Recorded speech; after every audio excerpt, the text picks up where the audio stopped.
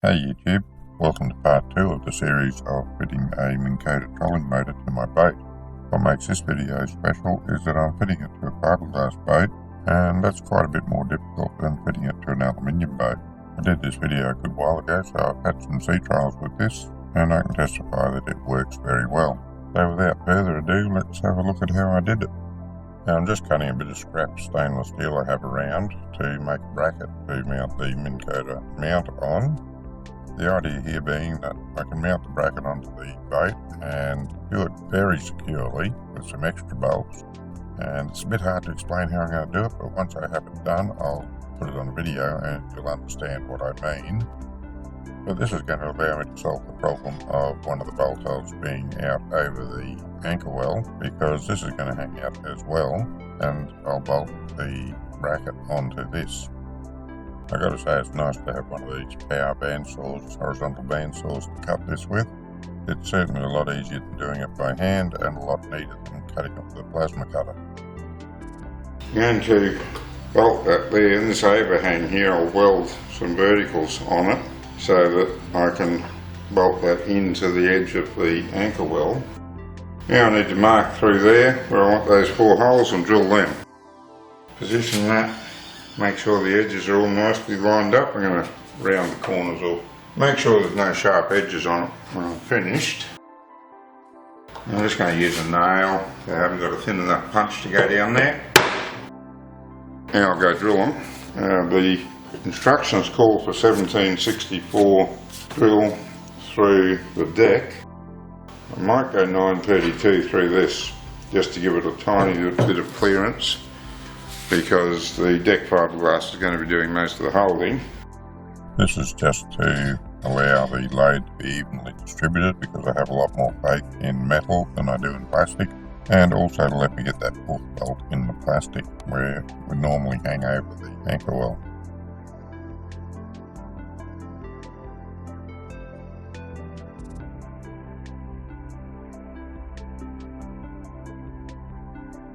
And that was careless. Pure carelessness. I let go of that before I had the drill out. And that's how accidents happen. Take your mind off what you're doing, start thinking about the next job before you finish this one. That wrecked a perfectly good drill, nearly brand new. I left this in because accidents do happen, and I found that it's usually because I let my attention wander away from the job I'm doing. But when they do happen, you've got to keep your head about you and don't make it worse than it is. In this case, once I realised what I'd done and I could see that the accident was inevitable, I didn't try to grab the metal again because I didn't have any leather gloves on, and had I tried to grab it again without the leather gloves, it would have just made things worse. So the moral of this story is, when it does hit the fan, keep your head and try for the best outcome in a bad situation. The fact that I got out of it without any injury, I think is a pretty good outcome. Next thing to do is to go grind off all the burrs, make sure that it fits the holes and they line up alright. I'm just going to knock the rest of these burrs off now. I've rounded the corners. I'll just give it a clean up and then I'll go and test fit it and see what needs to be done with it. In order to get this bracket on, I've got to take the sides of the Minn Kota. I need to remove these clips. They're not hard to get off, just keep a finger behind them so that they don't spring off across the room and you lose them.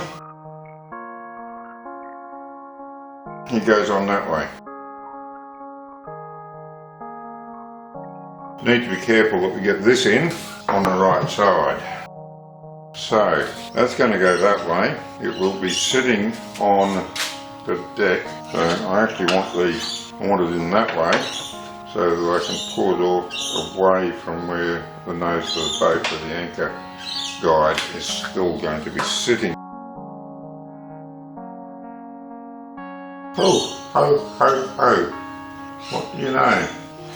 No washers go on there, that's for sure, because they don't fit. So it must be just a nut straight on.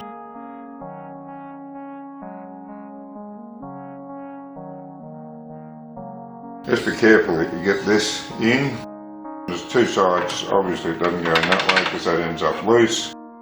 You can check it here. The small end goes through there because the big end won't.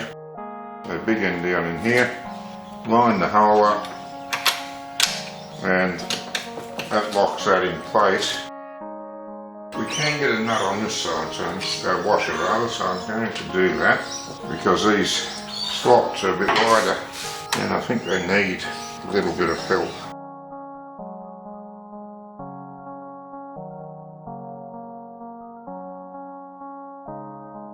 Well, definitely not going to fit a washer on those because it's just too far out, so they'll go on without a washer.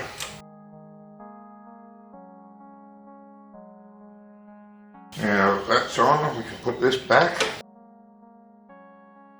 and very carefully guide these back on so that they don't fly off across the room. That one's on.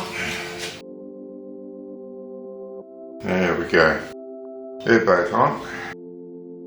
No, I don't know why the movie stopped. I don't know how far we got into it. That camera's most annoying because every now and then it does decide to stop recording, which it's a great camera, but I don't generally use it for movies for this reason. I hope you did see it, because I'm not going to pull it apart again and redo it. It wasn't hard, I can say that anyway. So annoyed about that. When I recorded this section, I didn't know how much of the movie I'd missed. As it turns out, we got to see everything that was important. The only thing we missed was the final assembly of the side covers, which is basically really, really simple. If you can get them off, you can get them back on again. So you got everything that was important. That's the main thing. I'm going to end the video here. The work that I've done in episode 1 and this episode constitutes the first half day of work putting the motor onto the boat. I think that's a good place to break. I did say when I started this that I thought this would be a 3-part series, but I'm looking at the amount of video that I want to put up and I'm thinking at least 4 parts now. I do hope you're enjoying it, getting something from it, and if you're considering putting a trolling motor on your fiberglass boat, it might help you out. If you'd like to see more of my projects, you can go to my YouTube channel or browse to my website. Don't forget to click like, comment and subscribe for more. Until next time.